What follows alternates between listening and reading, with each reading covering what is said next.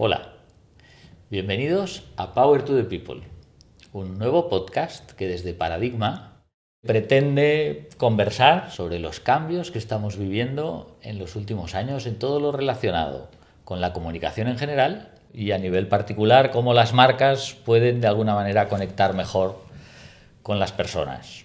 Como todos sabemos, los cambios tecnológicos de estos últimos años han desencadenado cambios de hábitos, cambios de manera de consumir, de manera de expresarse y cambios en definitiva en la manera de vivir. Tenemos aquí a Toni Segarra, ¿Qué tal? creador de marcas y de campañas míticas, conocidas por todos y admiradas tanto por los anunciantes como por las agencias y por los consumidores. ¿Te gusta conducir? De BMW, bienvenido a la República Independiente de tu casa, de IKEA, campañas del Banco de Sabadell que marcaron una nueva manera de comunicar en banca, o campañas como EVAX, que realmente han cambiado la manera de comunicar, yo creo que en España, en Europa y en el mundo. Me ha parecido una exageración que agradezco mucho, pero no sé si hemos cambiado nada en publicidad, pero bueno, lo hemos intentado hacer lo mejor posible. Sí. Yo creo que sí, yo creo que lo has cambiado. De hecho, tengo aquí apuntado que siempre que te anuncian en podcasts que he visto y en entrevistas que has hecho muchas, Sí. lo tengo apuntado para no dejarme cosas, pero poca gente tiene más de 30 leones de Cannes. No, ahora mucho más, porque ahora se reparten centenares de leones. Entonces ahora el que no sale con 20 leones debajo del Ya no es gordo, nadie. bueno, los buenos, ¿no? La mayoría de la gente no sale con leones, pero los que ganan ahora, antes ganábamos 1, 2 o 3 y era muchísimo, ¿no? Era durísimo ganar un león. Nosotros llevamos un año, ganamos 6 y era como una barbaridad. Hoy las agencias buenas ganan 20, 30. O sea que debe haber ya... O sea, en un año ya me han superado. ¿Tú crees que ya te han superado? Sí. Pero la realidad es que 30 leones, más de 100 soles, haber sido nombrado creativo español del siglo y toda una serie de cosas que otros... Del siglo pasado. Y todo eso. Déjame que te alabe porque lo merezco. Bueno, muchas gracias. Bueno, pues aquí lo tenemos. Aquí lo tenemos. Y además tiene una virtud que yo valoro muchísimo, que es un hombre que se explica fácil. Y esto entre creativos no es tan habitual. Bienvenido, Toni. Un placer estar aquí contigo. Encantado de estar aquí. Bienvenido. Muchas gracias por invitarme. Él nos tiene que dar un poco de luz Ya me gustaría. de qué es lo que está pasando aquí y cómo podemos hacer toda una serie de cambios que son necesarios en comunicación y que nos van a ayudar para un poco conseguir esa conexión entre the people and the brands. Tengo aquí escrito también unas líneas que dicen: nuestro oficio ya no es lo que era. Prácticamente ha desaparecido todo lo que sabíamos hace unos 15 o 20 años. Tenemos que reconstruirnos y aprender qué es lo que hoy funciona y qué es lo que no funciona y por qué. Y estas palabras no son mías, son tuyas, Toni, de hace pocos meses. Bueno, igual son de hace pocos meses, no me reconozco, pero efectivamente lo podría haber dicho, pero también lo podría haber dicho hace 20 años, o hace 30. Es decir, últimamente cuando me preguntan tiendo a contestar eso de que coño, yo pertenezco a una generación que vivió, tengo 63 ahora, tampoco soy tan mayor, pero bueno, ya tengo unos años, 40 casi de profesión, que vivimos la primera amenaza, es decir, una de mis primeras campañas, que fue la campaña de televisión española de Pipín, Aprende a usar la televisión, donde Pilar Miró nos encarga una campaña porque van a aparecer las cadenas privadas. Y eso llega con una amenaza que a nosotros nos parecía que era el final de nuestros tiempos, que era el mando a distancia. Porque el mando a distancia de pronto permitía al espectador cambiar de canal cuando él quisiera, e irse de Antena 3 a Telecinco, de Telecinco tal, y por lo tanto pasar de nuestros anuncios. Entonces era como una amenaza tremenda. Entonces yo llevo, desde que he empezado en este oficio, viviendo la amenaza que nos va a matar definitivamente. Y ninguna de estas amenazas te mata, estas amenazas te cambian, te tienes que adaptar. O sea, yo no viví el cambio a la televisión, pero yo he leído, porque me gusta el oficio, que en los años 50, 60 aparecen agencias especializadas en hacer spots de televisión, como luego aparecen agencias especializadas en Internet, porque se sospecha que esa tecnología, que es la tele, va a cambiarlo todo y por tanto hay que hacer las cosas de una manera nueva, ¿no? Y luego lo que pasó es que las agencias que no sabían hacer televisión se fueron adaptando a hacer televisión. Y yo creo que hoy estamos en el mismo proceso con Internet, es decir, ya han desaparecido un poco las agencias de Internet, las agencias han aprendido más o menos a vivir en este punto, solo que ahora estamos en el principio de una nueva gran revolución, que es la inteligencia artificial, quizá, y es una sospecha, de unas dimensiones incluso mayores, y que efectivamente volverá a cambiarlo todo. Ahora, tengo la sensación de que buena parte de lo que sabemos hacer seguirá siendo útil. Esta es la gran pregunta, o sea, ¿cómo se construye una marca ahora frente a cómo se construía hace 15 años? Porque hay cosas similares Sí. y hay cosas que realmente aplican, pero hay muchísimas cosas que han cambiado.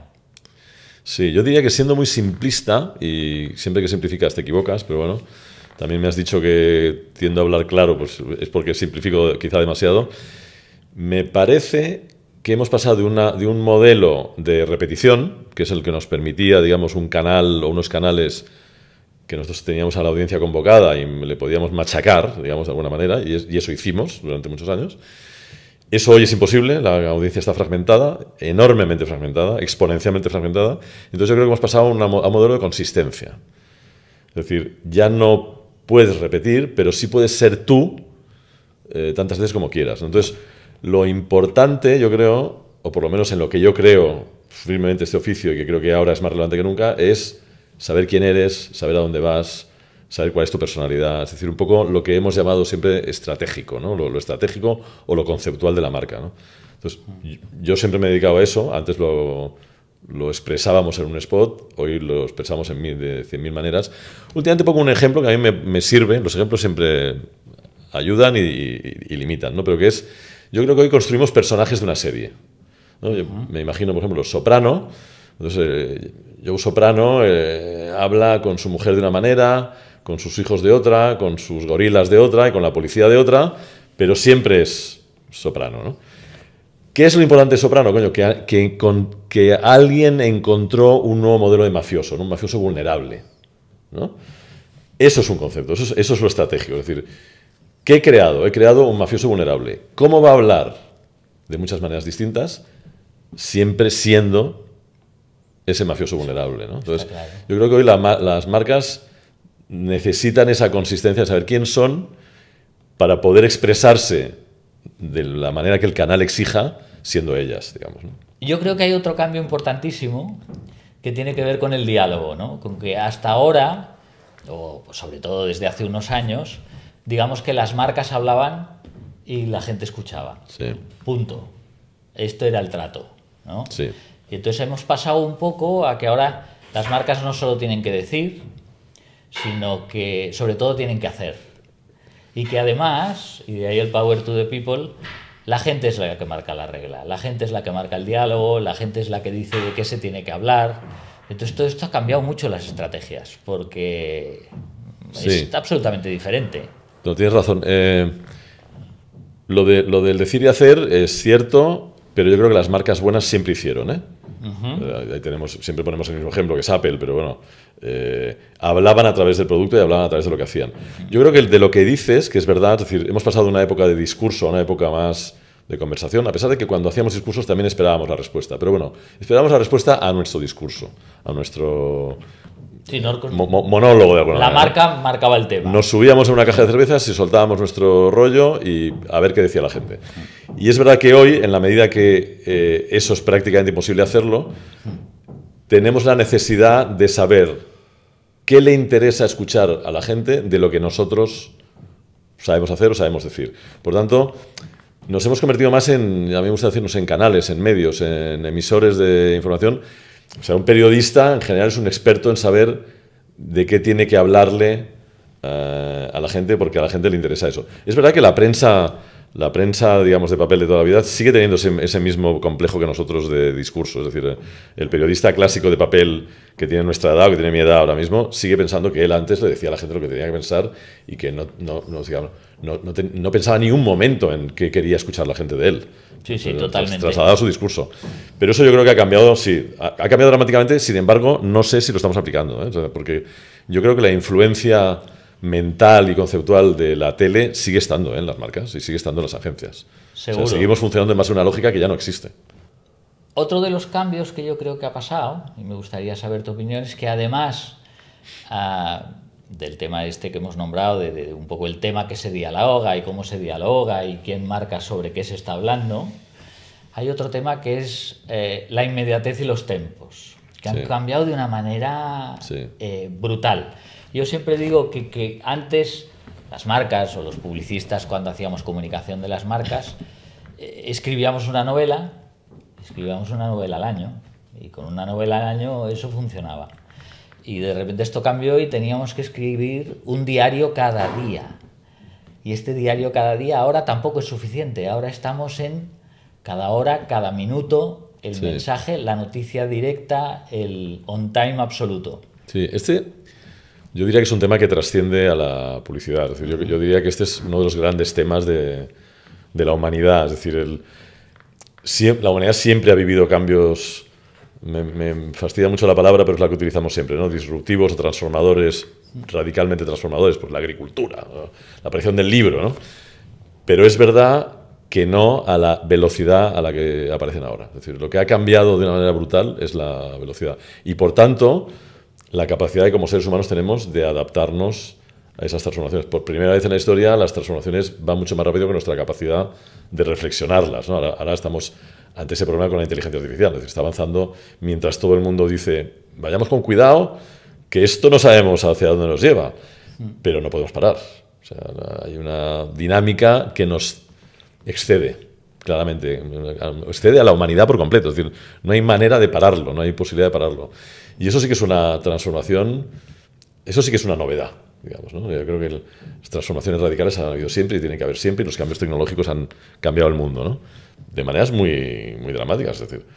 Pero no lo habían hecho a la velocidad que lo hacen. Y es verdad en grande y es verdad en pequeño cuando tú dices, hoy lanzas un mensaje y tiene una vigencia, pues si tienes suerte y no ha pasado nada en la última media hora y no sé qué, pues te dura media hora, te dura una hora, te dura mediodía, pero difícilmente te dura más. Entonces, otra vez lo de la consistencia, ¿no? Es decir, hay que ser capaz de estar hablando constantemente siendo tú el mismo, claro, ¿no? Indudablemente crea una manera de comunicar diferente, porque tienes que estar atento todo el rato a todo. Claro.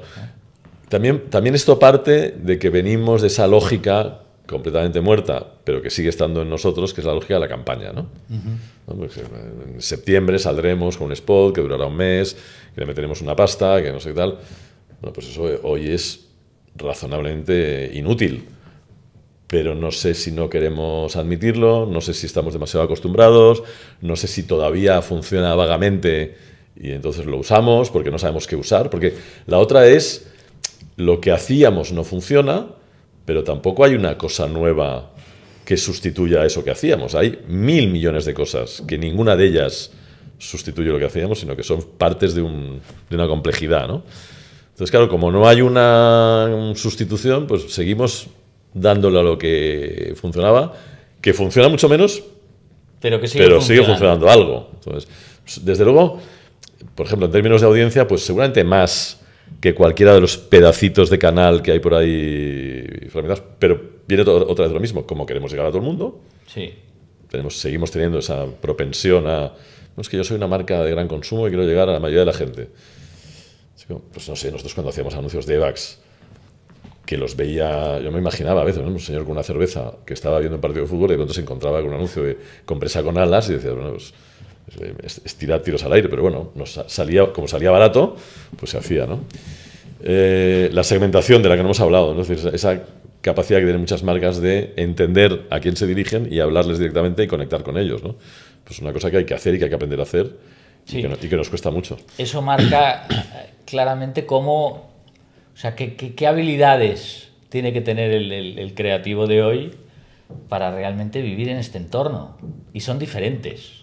Sí. ¿No? ¿En qué medida ha cambiado? O sea, tiene que estar mucho más informado de lo que está pasando, tiene que ser más reactivo, tiene que ser capaz de...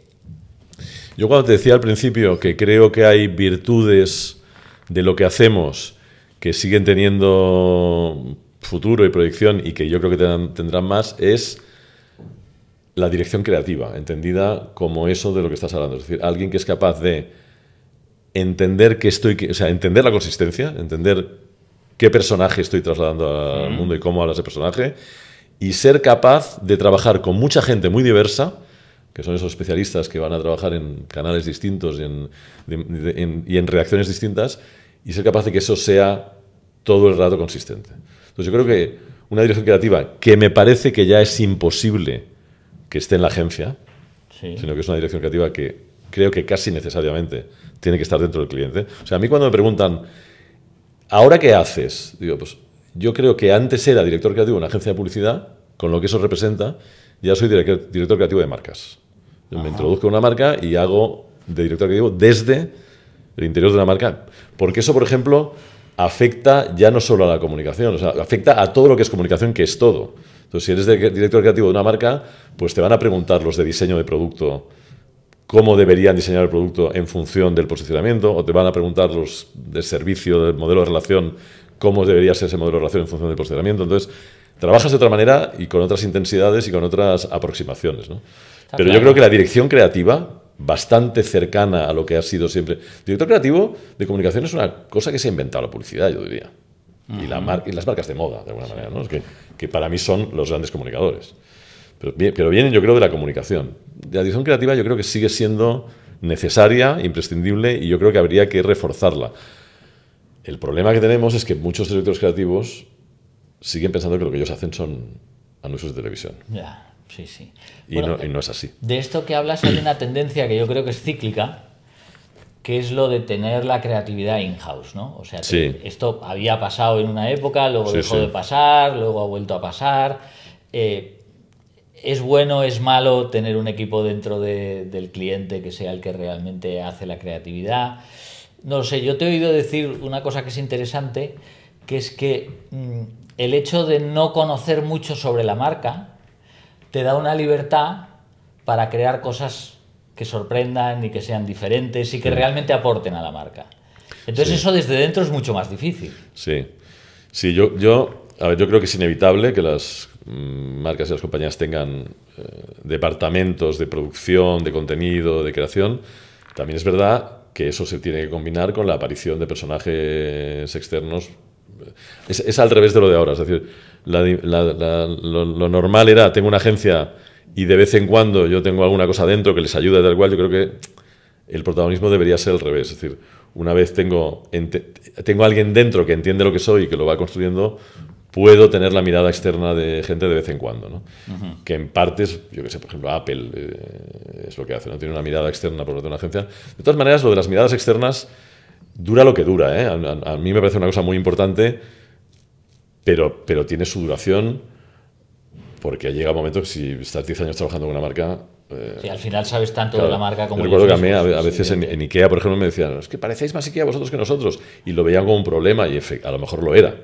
Sí, hay un momento que llegas a ser más papista tú que el Papa, ¿no? Sí. Pero no me parece que sea evitable, ¿eh? que las marcas tengan sus propios generadores de contenido, porque es que hay demasiado. Sí que es verdad que cuando llevas muchos años con un cliente y has trabajado mucho para él, al final empiezas a tener los mismos tics que tiene Claro. el mismo cliente y te pones las mismas fronteras y conoces tanto que igual es el momento justamente de cambiar de agencia. Sí, o de cambiar de equipos, o de los equipos se tienen que ir refrescando. De Sí. mover cosas. Sí. Está claro, sí. Hay otro tema que ha entrado en juego que antes era impensable, que es el famoso algoritmo. Cómo el número pasa a jugar una parte importante en la comunicación y en la publicidad. ¿Tú sigues creyendo que manda la creatividad, que manda el algoritmo? ¿Cómo jugamos con esto? A mí, fíjate, no me gusta mucho hablar de creatividad. Me parece que uno de los grandes problemas que tenemos y que hemos tenido siempre es el insistir en esa idea de la creatividad, sobre todo entendida como una especie de don artístico, mágico, que tiene alguna gente que tiene unas raras habilidades que hacen que sean más brillantes, más frescos, más originales.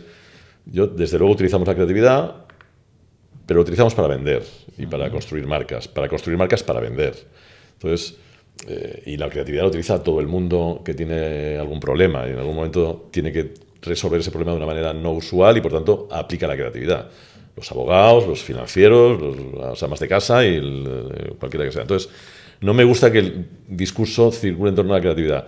Si me dices que si el factor humano, digamos, esa comprensión de una marca desde un punto de vista de comunicación y esa capacidad para encapsularla con lenguajes que efectivamente son artísticos, en la mayoría de los casos.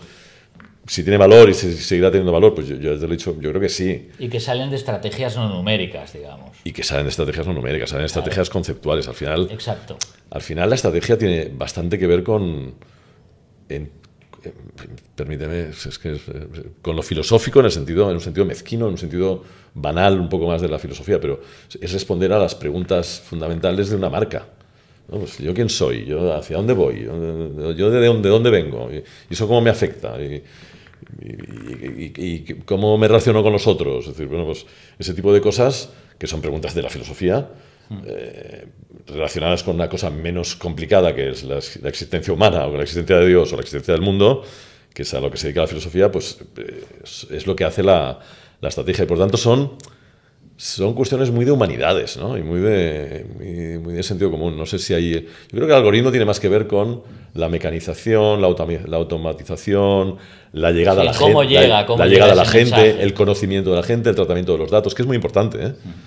Pero yo creo que donde el algoritmo es fundamental y funciona es ahí, es en la llegada, en el afinado de los mensajes. Pero lo previo también es una cosa que yo quiero creer, ¿eh? O sea, porque al final esto va de FES. Entonces yo quiero creer que esa capacidad humana de conectar cosas distantes y de convertirlo en un concepto seguirá funcionando. De hecho, yo que empezaba a trabajar con ChatGPT, como todos, pues hace poco, de ChatGPT, que me ayuda mucho, pues echo de menos que no tiene criterio, que no discrimina lo que te da todos los datos a la vez y que no poda, ¿no? Entonces, pero te da mucha información y te ayuda mucho. O sea, es enormemente útil y a lo mejor aprende, ¿eh? Yo no digo que... A mí me dicen la gente, ¿aprenderá? Bueno, pues a lo mejor aprende, sí. A lo mejor acaba siendo como nosotros y entonces habrá que irse a casa. Por mi experiencia lo que veo es que es brutalmente exponencial. O sea, sí. la capacidad que tiene para aprender en poco tiempo, o sea, sí. de lo que nos respondía hace un año a lo que nos respondió hace 6 meses a lo que nos está respondiendo ahora, es brutal. Es verdad. Entonces, y además es que si lo utilizas tú, es que te conoce a ti. Y empiezas a ver cómo hablas, quién eres, qué piensas, casi, ¿no? Correcto, eso es peligrosísimo. Porque esto ya nos lleva, como decías tú, a temas más filosóficos, que es que al final parece ser que como que nos informamos a través de Internet y a través de medios que nos conocen, al final nos llega la información que queremos oír, ¿no? Entonces eso está creando...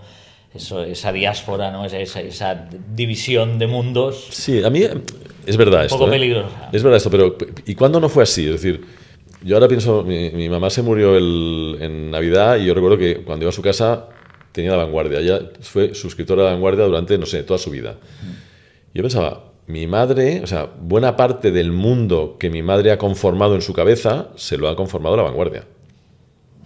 Bueno, porque no había otra opción, ya se suscribía a un periódico, se suscribió a ese concretamente, y La Vanguardia tiene una manera de mirar el mundo que no es la misma de la del País, no es la misma que el ABC y no es la misma que La Razón. Es una manera particular de ver el mundo, ¿no? Está claro. Y por tanto, mi madre, que murió con 93 años y por tanto no es de esta generación de Internet, de alguna manera estaba manipulada por una visión del mundo determinada. A eso tienes que añadirle pues la televisión y tal, cuatro elementos, y eso conformaba. ¿Que esto ocurre con los algoritmos hoy, que nos dan de comer lo que queremos? Bueno, pues no deja de ser un poco esa... Que al final son elecciones propias, ¿eh? También, o sea, mi madre eleccionó en un momento determinado La Vanguardia y le funcionaba bien, y si se hubiera enfadado con La Vanguardia lo hubiera dejado seguramente, ¿no? Ya le venía bien. Yo creo que nosotros efectivamente comemos aquello que nos dan, que nos gusta, porque es lo que nos representa de alguna manera, lo que creemos que somos, ¿no? Que eso nos impide en determinado sentido crítico, tal cual. Yo creo que cuando hablamos del espíritu crítico, estamos hablando un poco de élites, ¿no? Es decir, no, es que la gente tendría que leer más. Bueno, la gente no ha leído nunca. O sea, hay un 20% de la población que lee y un 80% que no.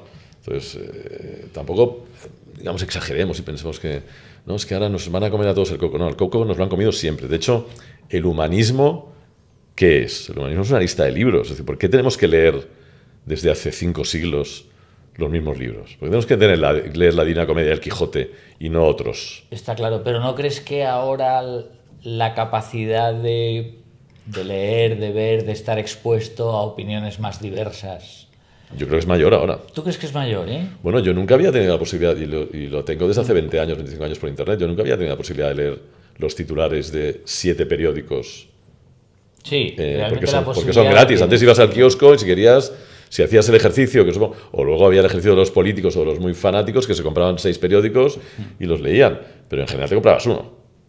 Sí, sí. Y veías el mundo en base a ese... Ellos decían de ellos mismos, es decir, nosotros le decíamos a la gente lo que tenía que pensar. Sí, era así. Claro. Entonces yo creo que ahora hay más, el que quiere tiene mucho más posibilidad de... De hecho, por ejemplo, mi hermano, Paco, el que conoces, su diversión hoy, o una de sus diversiones hoy, es hablar con ChatGPT simulando personalidades distintas. Dice, mira, ahora le he preguntado, tengo un agente de ChatGPT para el cual yo soy un nihilista profundo, cuando él es un ultracatólico, ¿eh? Y hablo con él de esos temas. Entonces le pregunto sobre temas de la Iglesia desde mi punto de vista nihilista para ver qué me dice, ¿no? Bueno, pues él tiene esa posibilidad y la aplica de ver el mundo de una manera completamente distinta a la que él es. Yo creo que depende, como siempre ha sido, de tu propia voluntad, ¿no? Sí. Ahora, que esa voluntad la ejerce una élite, sí, como siempre. Sí, de hecho, al final no sabemos si toda esta revolución nos ha hecho más libres o más esclavos. A mí me da un poco esta sensación. Yo creo que tenemos aquí igual... O sea, ¿hasta qué punto hay un... No pretendo hacer teorías extrañas, pero ¿hasta qué punto todo esto al final beneficia a unos poderes muy concretos o realmente lo que ha hecho es democratizar y dar el poder a la gente? Es profundito. Sí, sí, son temas que además difíciles de... Sí. Alguien te diría, y te diría con razón, somos esclavos y hemos sido siempre esclavos. Es decir, en la naturaleza humana hay esa tendencia, y hay una tendencia por parte del poder a esclavizar, ¿no? De hecho, si lo piensas, una de las grandes metáforas constituyentes del mundo occidental es esa del rebaño del pastor, ¿no? Que uno se piensa que es de la Iglesia Católica, pero Platón ya hablaba de eso, y Ortega después, es decir, hay... la idea de que la gente es tonta o no sabe muy bien qué hacer y hay que dirigirla, eso ha existido siempre y sigue existiendo, y seguramente nos lo podríamos simplificar como, bueno, pues hay esclavos y hay amos, ¿no? Es una manera de verlo, sí. El tema de la libertad es otro temazo, ¿no? Es decir, existe realmente, hay es uno de los grandes temas de la filosofía, ¿no? Hay libertad o no hay libertad, somos capaces de... El libre albedrío, ¿no? Es decir, cuánto se ha escrito sobre él y qué pocas conclusiones se han sacado, ¿no? No lo sé. Yo, al final, parto de convicciones y de creencias y de fe. Es decir, yo, por ejemplo, soy optimista. Yo creo que me dedico a la publicidad porque soy optimista, y soy optimista casi por obligación. No es que lo sea siempre y tampoco soy idiota, pero decido intentar ver el lado bueno de las cosas, en parte porque ese es mi trabajo, y seguro que mi trabajo también es porque yo tengo esa manera de pensar. Entonces, prefiero pensar que la tecnología nos ha dado cosas muy interesantes y muy positivas. Sí, hay pruebas de ello. Negativas también, sí. Mi madre, por ejemplo, cuando empezó a utilizar el WhatsApp con 80 años, dijo, esto es lo mejor que me ha pasado en la vida. Tengo 18 nietos, 14 bisnietos, que todos tienen móvil, todos me mandan fotos, todos me mandan mensajes, todos me mandan... Entonces yo me paso 2 horas al día en contacto con una panda de energúmenos que no me vienen a ver, pero que me mantienen en contacto, y soy feliz.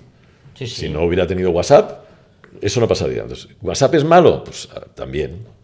Pero es muy bueno también. Además, tiene pruebas irrefutables de que básicamente la tecnología ha derrocado gobiernos.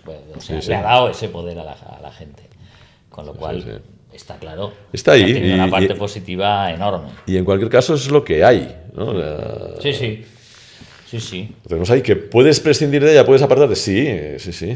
Hay gente que se va a la selva a retirarse y a encontrarse a sí mismo, y te puedes apartar, sí, sin duda alguna. Sí. También hay esa libertad, ¿no? O sea, también puedes no vivir en la tecnología, con todo lo que representa, para bien y para mal, ¿no? Sí, yo, con respecto a lo que decíamos antes de esta diversificación de cómo llegar a la gente, antes el tema este famoso del spot de publicidad o de la página de La Vanguardia, es igual, es que había varios medios. Yo recuerdo cuando habíamos trabajado para Natura, pues hicimos la bolsa anuncio, ¿no? Todo el mundo veía una bolsa que ponía Peace and Love y que hablaba de la manera que la marca entendía la vida y la manera de vivir, y la gente la veía, ¿no? Ahora ahora esto se divide en tantas distintas lugares de mensaje que es muy difícil de abarcar. Sí, pero es lo que decíamos antes, es un tema de consistencia. De hecho, ahora hay una cosa que la llaman activación, sí, ¿no?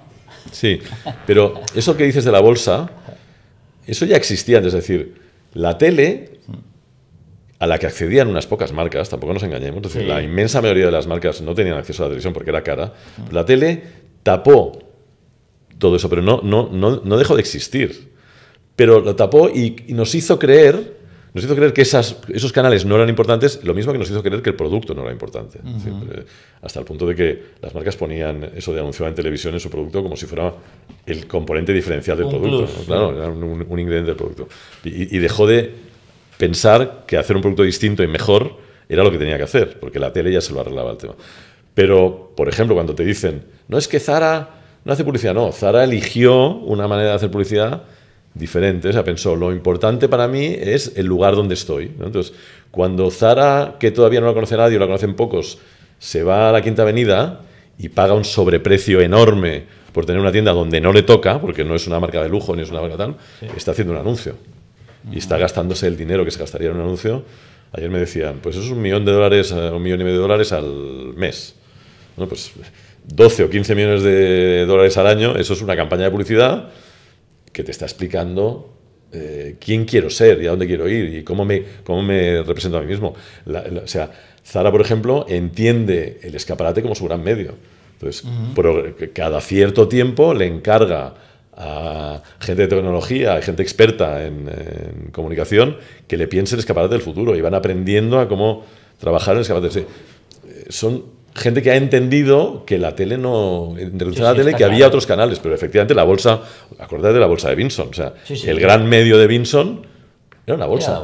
Y Fernando Amat entendió que la bolsa era un canal fundamental y trabajó en eso con gente con muchísimo talento que de pronto hacía una bolsa que se convirtió en una bolsa icónica, ¿no? Sí. Y Vinson se construyó en parte en base a escaparates y a bolsas, ¿no? Y gran parte del cambio de comunicación que ha hecho Zara tiene que ver también con lo que hablábamos antes de la inmediatez, ¿no? Cambiar, o sea, en realidad su producto es su comunicación. O sea, esta capacidad de que en las tiendas haya 7 temporadas, 8 temporadas, 9 temporadas, 10 temporadas en vez de 4, ha creado una manera de comunicar. O sea, cada lunes y cada jueves llega producto nuevo, el producto se agota. Es decir, Zara ha hecho eso que dicen las marcas de lujo, dicen, nosotros lo que queremos es escalar la escasez.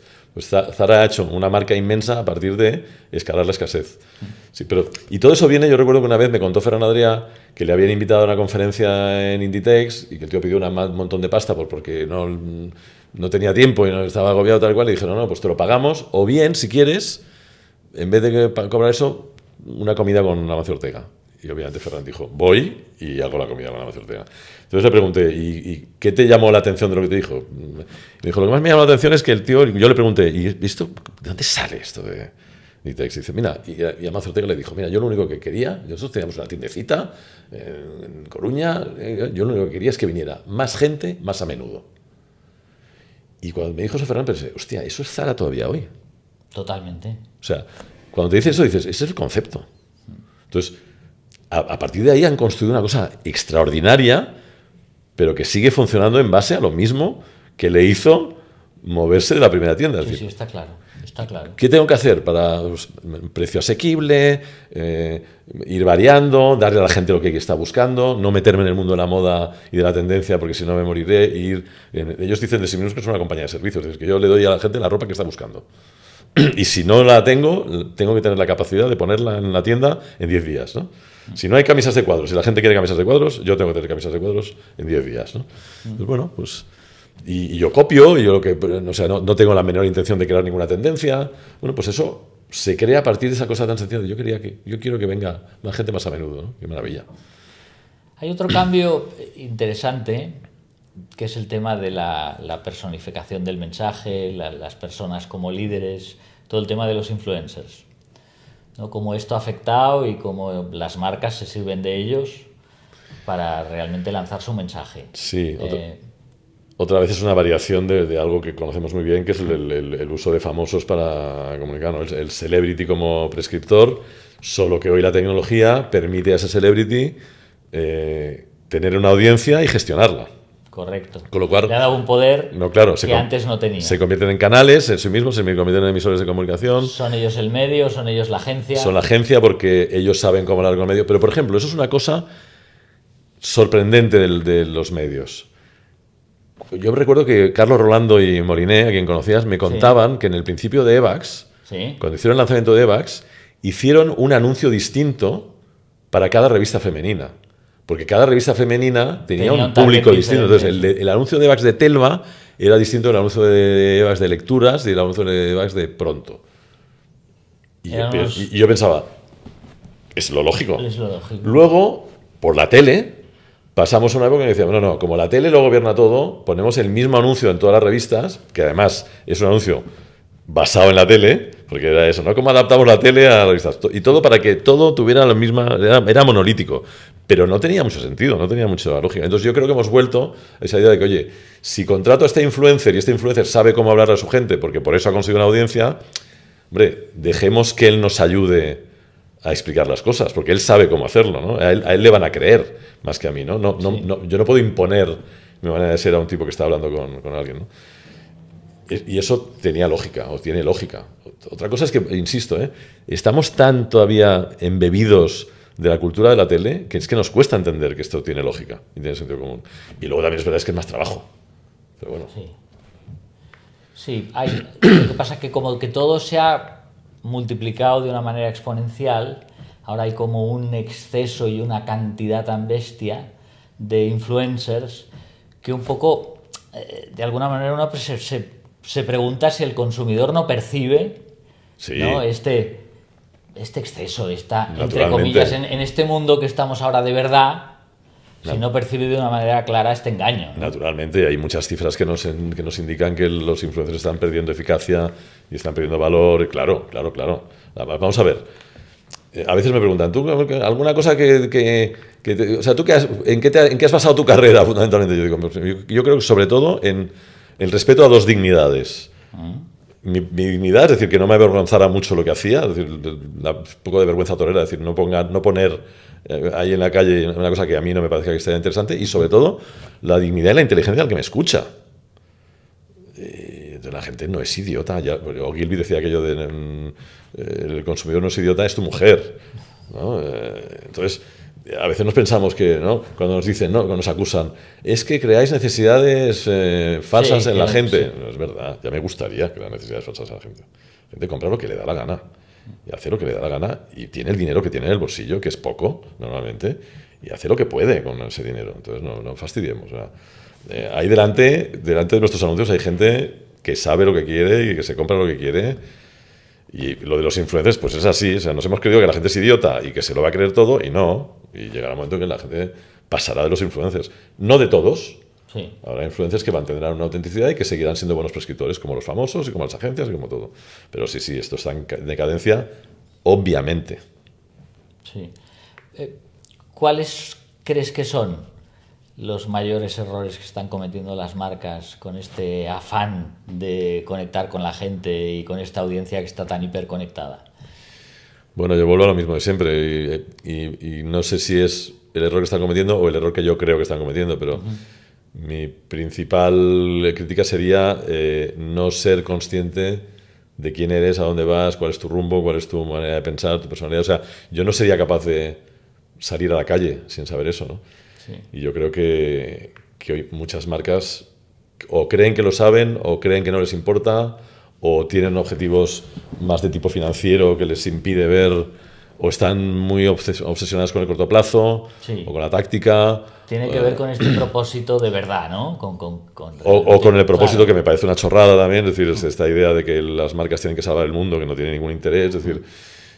y que también es otra cosa que como los influencers está en decadencia, pero bueno, que ha calado mucho ya y todavía hay mucha marca que se lo cree. No, es decir, en el fondo, el otro día estaba con un cliente que me decía, oye, ¿no habría que volver a aquello de la misión, la visión? Pues sí, ¿no? O sea, esta marca, ¿por qué está en el mundo? ¿No? O sea, ¿Por qué nació? ¿Qué hace? ¿Qué hace? ¿Hace algo mejor que las demás? Porque, para empezar, si no hace algo mejor que las demás, igual habría que cerrarla.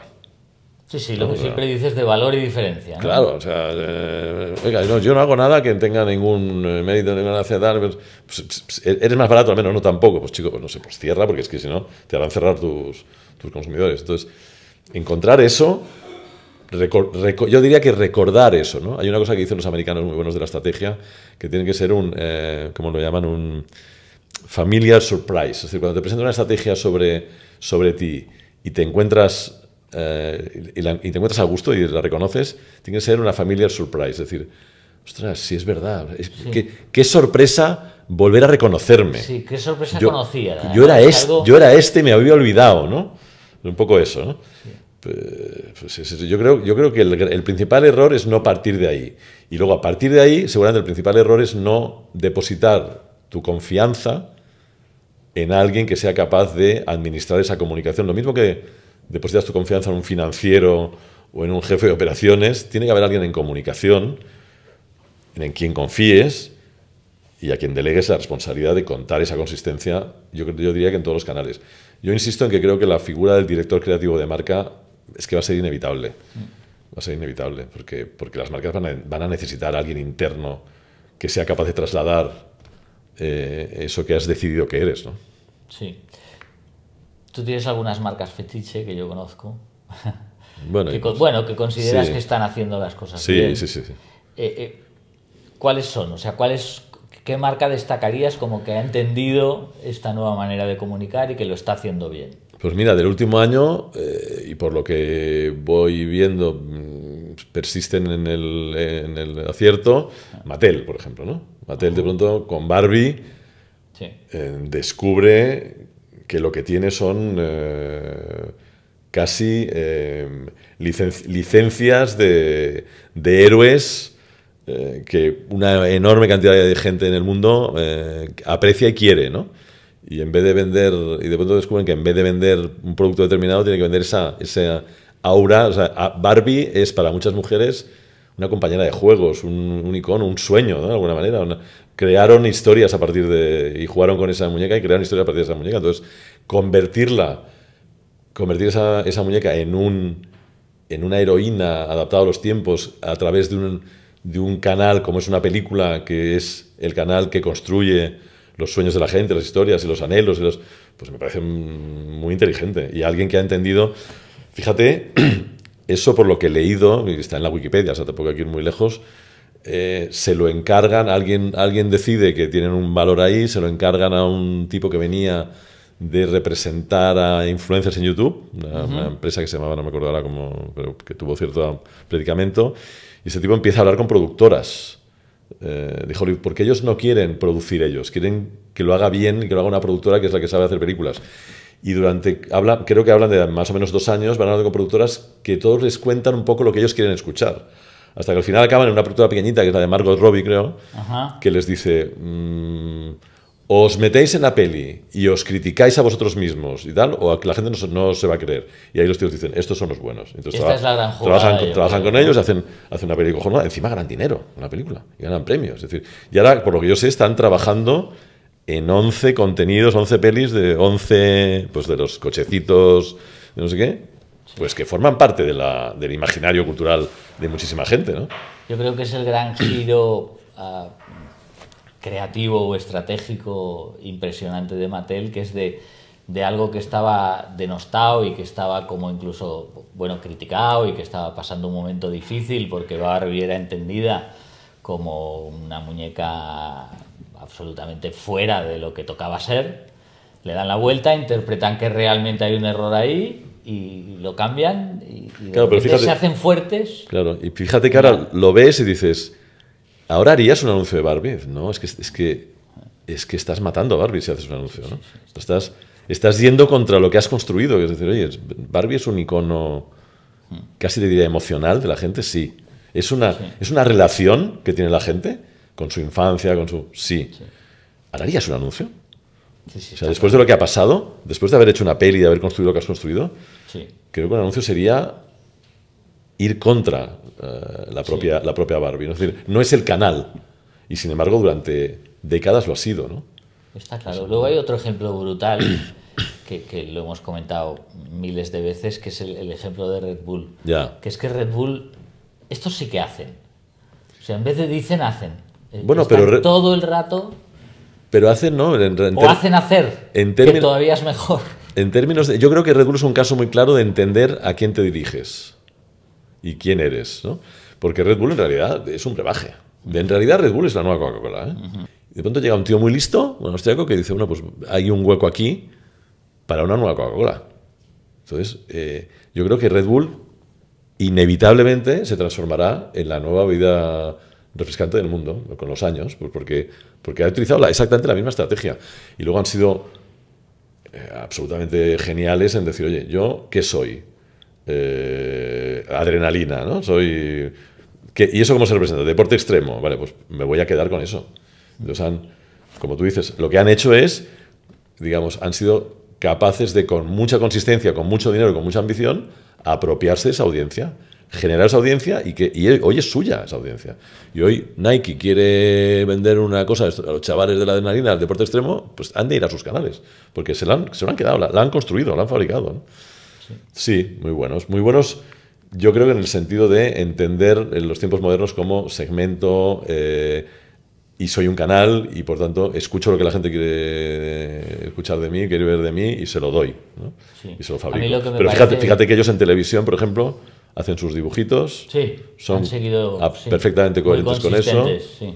Y con un eslogan que siempre es el mismo, el tema de las alas, y te doy alas, y te doy un pequeño subidoncito, y hostia, son muy, muy, muy consistentes, ¿eh? Sí, es cierto. Para acabar, qué pena.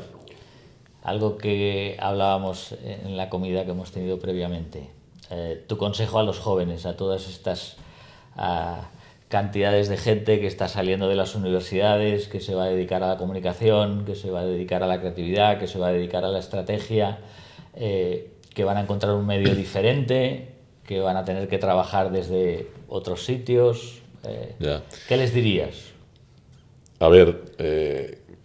que esto ha cambiado, cambiará más, que es complejo, que es confuso, es verdad, pero que jamás la comunicación ha vivido en una etapa tan excitante y tan llena de posibilidades y tan llena de oportunidades como... De hecho, estamos hablando de que hoy un anuncio puede ser una película, un anuncio puede ser un canal de televisión que emite deporte extremo, puede ser cualquier cosa que se te ocurra, o puede ser una bolsa de una tienda. Por lo tanto, las oportunidades y las posibilidades son inmensas.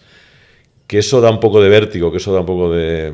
Muy bien, pero que yo lo que diría es, otra vez, la mirada positiva hacia las cosas. Es decir, este entorno te puede convertir en víctima o en protagonista. Pues que decidan ser protagonistas. Sí, sí, de hecho comentaba... Mira, aquí delante tenemos 3 móviles con los que estamos grabando esta maravilla de podcast, que luego va a quedar estupenda, la vamos a editar. Hoy cualquiera, con un mínimo de dinero, tampoco tanto, algo de dinero hace falta, pero no, puede hacer... esto y convertirse de pronto en un canal de algo, ¿no? Yo diría que no miren a las agencias de publicidad, que no miren al pasado, que miren para adelante, y porque adelante lo que hay es de todo. O sea, la inteligencia artificial abre unas posibilidades. Sí. Fastidias, ¿eh? Podemos hacer... Brutal. Podemos producir spots de $200 millones en nuestra casa por la noche. Sí, sí. Hay otro dato importante que nos comentaba hace un momento nuestro amigo común Guille, y que tiene toda la razón. No será amigo tuyo. No sé. Que es que todo es comunicación, todo es publicidad. Todo, sí. Incluso tú decías, ¿no? Es que los futbolistas empiezan a tener ellos mismos departamentos de publicidad propios o asesores de publicidad propios. O sea, la gente va a acabar teniendo que contratar. De hecho, a mí francamente me dan envidia los jóvenes. O sea, yo no me quejo de mi carrera y me lo he pasado muy bien y me lo sigo pasando muy bien, pero... es un gran momento para ser joven y trabajar en esto. Un gran momento. Mil gracias, Tony. No, pues a ti. Ha sido un placer enorme. No sé cuánto rato hemos estado, pero yo creo que el suficiente para haberos divertido y para haberos dado información que os sea útil y que os divierta. Y hasta el próximo capítulo. Gracias. A vosotros. Con mis tarjetas. Sí. Por la parte de... amigo de Guillermo.